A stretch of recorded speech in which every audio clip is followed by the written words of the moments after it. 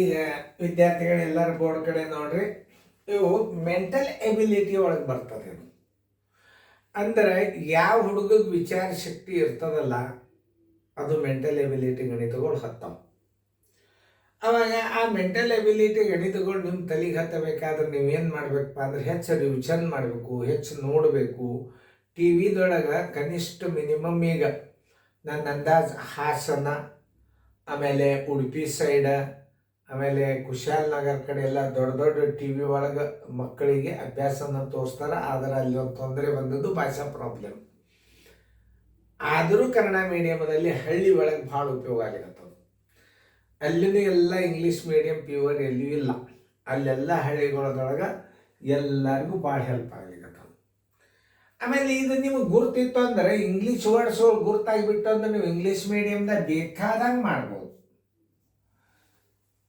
ಏನು ದೊಡ್ಡ ಬಿರಿ ಇಲ್ಲ. ನೀವು ಮೊದಲು ಕಲ್ತಿರಿ ಅಂತಂದ್ರೆ ತಾವೇ ಬರ್ತಾವ. ಈಗ ನೋಡಿ, 400ರ ಅತಿ ಚಿಕ್ಕ ಅಪವರ್ತನ. ಅಪವರ್ತನ ಅಂದರೆ ಏನು ಅಂದರೆ ಈ 400ಕ್ಕೆ ಭಾಗಿಸಲ್ಪಡುವ ಸಂಖ್ಯೆ, ಭಾಗಿಸಿಕೊಳ್ಳುವ ಸಂಖ್ಯೆ ಅಲ್ಲ. 400ಕ್ಕೆ ಭಾಗಿಸಲ್ಪಡುವ ಚಿಕ್ಕ ಸಂಖ್ಯೆ ಬೇಕಾಗ್ಯದ ಈಗ ನಮಗೆ. ನೋಡ್ರಿ, ಯಾವುದು ಚಿಕ್ಕ ಸಂಖ್ಯೆ ಅದನ್ನು ಸರಿಯಾಗಿ ಅರ್ಥ ಮಾಡ್ಕೋಬೇಕು ನೀವು. ಯಾಕಂದ್ರೆ ಅಷ್ಟು ತಿಳ್ಕೊಂಡೆ ಸರಳ ಅಲ್ಲ ಇದು ಗಣಿತ. 400ಕ್ಕೆ ಅತಿ ಚಿಕ್ಕ ಏನು, 400ಕ್ಕೆ ಅತಿ ಚಿಕ್ಕ ಅಪವರ್ತನ ಯಾವುದು ಅಂತಂದ್ರೆ 1. 400ಕ್ಕೆ ನೀವು ಒಂದರಲ್ಲೇ ಭಾಗಿಸ್ಬೇಕಾಗ್ತದೆ. ನೀವು 400 ಒಂದಲೆ, 405 ಅಂದ್ರೆ ಅತಿ ಚಿಕ್ಕ ಅಪವರ್ತನ ಯಾವುದು? ಉತ್ತರ ಎ. ಅದನ್ನು ನೀವು ತಿಳ್ಕೊಬೇಕು ಮೊದಲು. ಇದು 2 ಆಗ್ತದೆ. ಇದು 400ಕ್ಕೆ 400ಲೇನೂ ಭಾಗ ಹೋಗ್ತದೆ, 10ಲೇನೂ ಹೋಗ್ತದೆ. ಆದರೆ ಚಿಕ್ಕ ಅಪವರ್ತನ ಇದು ಅಪವರ್ತನ ಹೌದು, 400ನೂ ಅಪವರ್ತನ ಹೌದು. ಒಂದು ಸಂಖ್ಯೆಗೆ ಅದೇ ಸಂಖ್ಯೆ ಅಪವರ್ತನ ಆಗ್ತದೆ, 5ಕ್ಕೆ 5 ಅಪವರ್ತನ ಆಗ್ತದೆ. ಆಮೇಲೆ 10ಲೇನೂ ಭಾಗ ಹೋಗ್ತದೆ, 4ರಲ್ಲೇನು 400ಲೇ ಹೋಗ್ತದೆ, 2ರಲ್ಲೇ ಹೋಗ್ತದೆ, 1ರಲ್ಲೇನೂ ಹೋಗ್ತದೆ. ಅಂದ್ರೆ ಇಲ್ಲಿ ಕೇಳಿದ್ದೇನು? ಅತಿ ಚಿಕ್ಕ ಅಪವರ್ತನ ಯಾವುದು? ಎ, ಉತ್ತರ ಸಂಖ್ಯೆ 1. ಹಿಂಗ ಅರ್ಥ ಮಾಡ್ಕೋಬೇಕು. 500 ಅತಿ ದೊಡ್ಡ ಅಪವರ್ತನ. ನೋಡ್ರಿ, ಅಪವರ್ತನ ಅತಿ ದೊಡ್ಡ ಅಪವರ್ತನ ಯಾವುದು? ಅತಿ ದೊಡ್ಡ ಭಾಜಕ ಯಾವುದು? ಈಗ ನೋಡ್ರಿ, ಇಲ್ಲಿ ಅಪವರ್ತನ ಇದು ಚಿಕ್ಕ ಅಪವರ್ತನ ಆಯ್ತು. ಇದು 5ರಿಂದ ಭಾಗ ಹೋಗ್ತದೆ, ಇದು 1ರಿಂದ ಹೋಗ್ತದೆ, 5ರಿಂದ ಹೋಗ್ತದೆ, 100ರಿಂದ ಹೋಗ್ತದೆ, 500ದಿಂದ ಹೋಗ್ತದೆ. ಎಲ್ಲ ಅಂಕೆಗಳಿಂದ ಭಾಗ ಹೋಗ್ತದೆ. ಅತಿ ದೊಡ್ಡ ಅಂಕೆ ಯಾವುದಪ್ಪ ಅಂತಂದ್ರೆ ಭಾಜಕವು ಚಿಕ್ಕದ ಬಂತು ಅಂತಂದ್ರೆ, ಭಾಗಲಬ್ಧ ಚಿಕ್ಕದ ಯಾವುದು ಬರ್ತದ ಅದು ದೊಡ್ಡ ಅಪವರ್ತನ ಆಗ್ತದೆ. ಭಾಷೆ ನೋಡಿದಾಗ ಚಿಕ್ಕ ಇದು ಬರ್ತದೆ, ಏನು ಬರ್ತದೆ? ಭಾಗಲಬ್ಧ ಚಿಕ್ಕದು ಬರ್ತದೆ. ದೊಡ್ಡ ಅಪವರ್ತನದಿಂದ ಭಾಗಿಸಿದ್ರೆ ಭಾಗಲಬ್ಧ ಏನು ಬರ್ತದೆ? ಚಿಕ್ಕದು ಬರ್ತದೆ, ಒಂದೇ ಬರ್ತದೆ. ಇದನ್ನ ನೋಡ್ರಿ, 1ರಲ್ಲೇ ಭಾಗಿಸಿದ್ರೆ 500 ಭಾಗಲಬ್ಧ ಬರ್ತದೆ, 5ರಲ್ಲೇ ಭಾಗಿಸ್ರಿ 100 ಭಾಗಲಬ್ಧ ಬರ್ತದೆ, 100ರಲ್ಲೇ ಭಾಗಿಸ್ರಿ 5 ಭಾಗಲಬ್ಧ ಬರ್ತದೆ, 500ದಿಂದ ಭಾಗಿಸಿದ್ರೆ 1 ಭಾಗಲಬ್ಧ ಬರ್ತದೆ. ಯಾವ ಸಂಖ್ಯೆಯ ಭಾಗಲಬ್ಧ ಚಿಕ್ಕದಿರ್ತದೆ, ಯಾವುದು ಚಿಕ್ಕದು ಬರ್ತದೆ, ಯಾವ ಅಂಕಿಯಿಂದ ಭಾಗಿಸಿದ್ರೆ ಚಿಕ್ಕ ಭಾಗಲಬ್ಧ ಬರ್ತದೆ, ಆ ಸಂಖ್ಯೆಗೆ ದೊಡ್ಡ ಅಪವರ್ತನ ಎಂದು ಕರೆಯುತ್ತಾರೆ. ಉತ್ತರ ಸಂಖ್ಯೆ ಡಿ. ನಾ 2 ನವೋದಯ ಬುಕ್ಕ ಬರ್ದನ ಆಲ್ರೆಡಿ.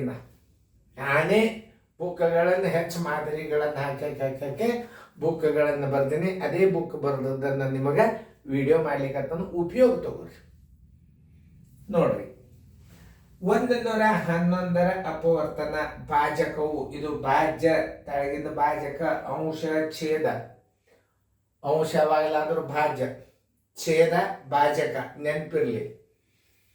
ಆಮೇಲೆ 2ರಿಂದ ಭಾಗ ಹೋಗುದಿಲ್ಲ, 11ರಿಂದ ಭಾಗ ಹೋಗುದಿಲ್ಲ. 222 111ರಿಂದ ಭಾಗಿಸ್ಬೋತಂದ್ರೆ ಇದು ಅಪವರ್ತ್ಯ ಗುಣಲಬ್ಧ.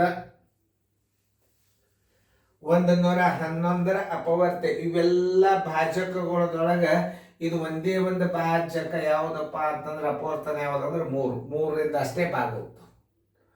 3ರಿಂದ 111ಕ್ಕೆ ನೀವು ಭಾಗಿಸೋ ಅಂಕೆ ಯಾವುದು? 3. ಇದಕ್ಕೆ ಏನಂತಾರೆ? ಅಪವರ್ತನ ಅಂತಾರೆ. ಇದಕ್ಕೆ ಏನಂತಾರೆ? ಈಗ ಒಂದು ಉದಾಹರಣೆ, 2ರಲ್ಲೇ ಭಾಗ ಹೋಗಲ್ಲ, 11ರಲ್ಲಿ ಹೋಗುದಲ್ಲ, ಇವೆರಡು ಹೊರಗೆ ತೆಗೆದು ಬಿಡ್ರಿ. ಇವೆರಡೂ ಒಂದಕ್ಕೊಂದು ಸಂಬಂಧವ.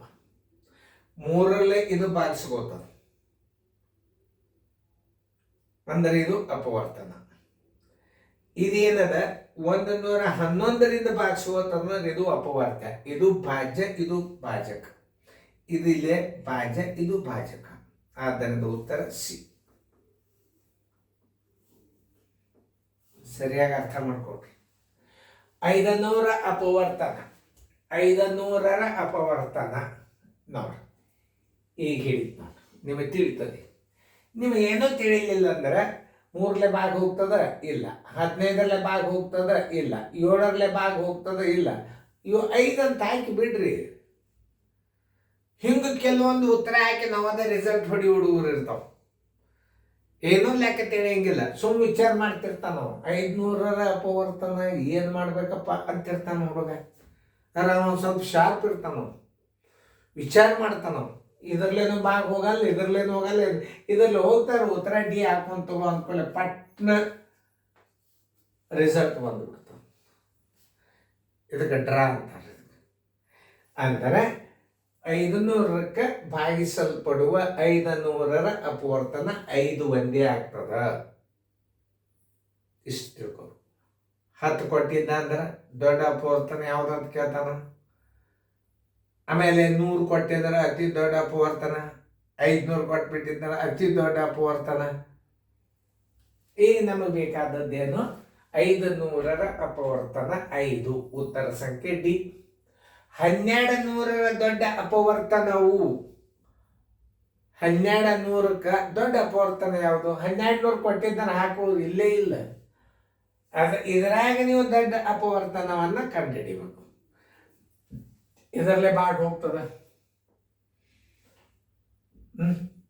ಯಾವ್ದು ಭಾಗಲಬ್ಧ ಸಾಣದ್ ಬರ್ತದಲ್ಲ, ಯಾವ ಸಂಖ್ಯೆದಿಂದ ನೀವು ಭಾಗಿಸಿದಾಗ ಭಾಗಲಬ್ಧ ಸಾಣದ್ ಬರ್ತದಲ್ಲ, ಅದು ದೊಡ್ಡ ಅಪವರ್ತನ ಆಗಿಬಿಡ್ತದೆ. ಇದನ್ನು ಹಿಂಗೆ ತಿಳ್ಕೊಬೇಕು ನೀವು. ಈಗ ನೋಡ್ರಿ, ಈಗ 1200 ಅದ. ಇದಕ್ಕೆ ನೀವು ದೊಡ್ಡ ಅಪವರ್ತನದಿಂದ ಭಾಗಿಸ್ರಿ ಅಂದ್ರೆ 400. ಈ ಪೂಜೆ ಹೊತ್ತು ಈ ಪೂಜೆ ಹೊತ್ತು 4 ಒಂದಲೇ 4 ಮೂರಲೆ ಭಾಗಲಬ್ಧ ಎಷ್ಟು ಬಂತು? ಇದರದ್ದು 3 ಬಂತು. ಭಾಗಲಬ್ಧ ಯಾವುದು ಚಿಕ್ಕದು ಬರ್ತದೆ ಅದರದ ಅಪವರ್ತನ ದೊಡ್ಡದಿರ್ತದೆ. ಯಾವ್ದ್ರದ ಭಾಗಲಬ್ಧ ಚಿಕ್ಕದು ಬರ್ತದಲ್ಲ ತಳಗದು ಭಾಗಿಸುವಂತ ಸಂಖ್ಯೆ ಭಾಜ್ಯ ದೊಡ್ಡದಿರ್ತದೆ, ಭಾಜ್ಯಕ್ಕೆ ಏನಿರ್ತದೆ ದೊಡ್ಡದಿರ್ತದೆ. ಎಲ್ಲ ಈ ಕೊಟ್ಟ ಅಂಕಿಗಳಿಗಿಂತಲೂ ದೊಡ್ಡ ಭಾಜಕದಿಂದ ಭಾಗಿಸಿದ್ರೆ ಭಾಗಲಬ್ಧ ಚಿಕ್ಕದು ಬರ್ತದ. ಅದಕ್ಕೆ ಇದಕ್ಕೆ ಏನನ್ಬೇಕು? ದೊಡ್ಡ ಅಪವರ್ತನ. 1200ರ ದೊಡ್ಡ ಅಪವರ್ತನ 400. ಉತ್ತರ ಸಂಖ್ಯೆ ಡಿ. ತಿಳ್ಕೊ. ಇದಕ್ಕೆ 400 ಅಂತ ಹಾಕ್ಯಾರ. ಚಿಕ್ಕ ಅಪವರ್ತನ 20. ಅರ್ಥ ಮಾಡಿ. ಗಣಿತಗಳನ್ನ ಮೆಂಟಲ್ ಎಬಿಲಿಟಿ ಗಣಿತಗಳಂದ್ರೆ ಏನು ನಿಮಗೆ ತಿಳಿಸಿರ್ತನ್ನ. ಅದಕ್ಕೆ ರೀತಿ ಇರುವುದಿಲ್ಲ, ವಿಚಾರ ಶಕ್ತಿ ಇರ್ತದೆ. ಆ ವಿಚಾರ ಶಕ್ತಿ ಒಮ್ಮೆ ನಿಮ್ಮ ತಲೆಯಾಗ ಜರ್ ಬಂದು ತುಂಬ್ಕೋತು ಅಂದ್ರೆ ಮುಂದೆ ನಿಮ್ಮ ಪ್ರಾಬ್ಲಮ್ ಎಂತೆಂಥ ಗಣಿತಗಳನ್ನು ನೀವು ಮಾಡ್ಲಿಕ್ಕೆ ಒಂದು ಶಕ್ತಿ ಬರ್ತದೆ. ಅದಕ್ಕೆ ಮೆಂಟಲ್ ಎಬಿಲಿಟಿ ಗಣಿತಗಳನ್ನು ನೀವು ಜಾಸ್ತಿ ನೋಡಬೇಕು. ಆಮೇಲೆ ರೀತಿ ಗಣಿತಗಳು ಯಾರು ಬೇಕಾದ್ರೂ ಬಿಡಿಸ್ಬೋದು. ಸರಳ ಬಡ್ಡಿ, ಅವಧಿ, ದರ, ಸ್ವತಂತ್ರತೆ, ವಿಸ್ತೀರ್ಣ, ಅದು ಸೂತ್ರ ಇರ್ತಾವೆ. ಆದ್ರೆ ಕೆಲವೊಂದು ಸಂಖ್ಯೆಗಳು ಹೆಂಗಿರ್ತಾವ ಅಂದ್ರೆ ಇಂಥಲ್ಲಿ ನಿಮಗೆ ಕನಿಷ್ಠ ಒಂದು 5ರಿಂದ 6 ಮಾರ್ಕಸ್ ಮೆಂಟಲ್ ಎಬಿಲಿಟಿ ಗಣಿತಗಳು ನಾವು 5 ಬೀಳ್ತಿರ್ತಾವೆ. ಅವಾಗ ನಾವು ವಿಚಾರ ಶಕ್ತಿ ಮೆಂಟಲ್ ಎಬಿಲಿಟಿ ಗಣಿತಗಳನ್ನು ಹೆಚ್ಚಾಗಿ ವಿಚಾರ ಮಾಡಬೇಕು.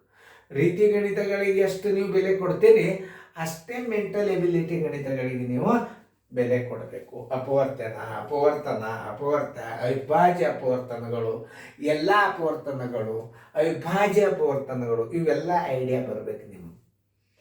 ಅಪವರ್ತನ ಅಂದರೆ ಯಾವುದು, ಅಪವರ್ತ್ಯ ಅಂದರೆ ಯಾವುದು, ದೊಡ್ಡ ಅಪವರ್ತನ ಯಾವುದು, ಅವಿಭಾಜ್ಯ ಅಪವರ್ತನಗಳು ಯಾವುವು.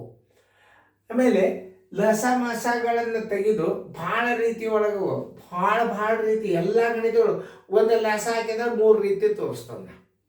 ಬೇಕಾದಂಗೆ ತಲೆಯಾಗಿಟ್ಟುಕೊಂಡು ಬಾಯಲ್ಲಿ ಮಾಡೋದು ಲಸ ಬರ್ತದ. ಆಮೇಲೆ ಎಲ್ಲ ಅಂಕಿಗಳನ್ನು ಓಡೋದು ಲಸ ಮಾಡೋದು ಬರ್ತದ. ಎಲ್ಲ ಅಪವರ್ತನಗಳಿಂದ ಲಸ ಕಂಡುಹಿಡಿಬೋದು, ಎಲ್ಲ ಅಪವರ್ತನಗಳಿಂದ ಮಾಸ ಕಂಡುಹಿಡಿಬೋದು, ಅವಿಭಾಜ್ಯ ಅಪವರ್ತನಗಳಿಂದ ಮಾಸ ಕಂಡುಹಿಡಿಬೋದು. ಗಣಿತ ಹರಿಯುವ ನೀರು. ಹರಿಯುವ ನೀರು ಅಂದರೆ ಇದರ ಅರ್ಥ ಏನು? ನೀವು ಎಷ್ಟು ಕಲ್ತರು ನೀರು ಹರಿದು ಹೊಸಾದ್ ಬರುವುದೇ ನಿಮಗೆ. ಗಣಿತಕ್ಕೆ ದಂಡಿಲ್ಲ. ಎಷ್ಟು ವಿದ್ಯೆಯನ್ನು ತಲೆ ತುಂಬ್ಕೋತೀರಿ, ನವೋದಯ ಪೇಪರ್ ಸರಳ ಆಗಿಬಿಡುತ್ತೆ. ನಾ ಏನು ಮಾಡೋದು, ಇನ್ನ ಕಲಿಸ್ಬೇಕಂತ ಮಾಡಿದ್ದೆ.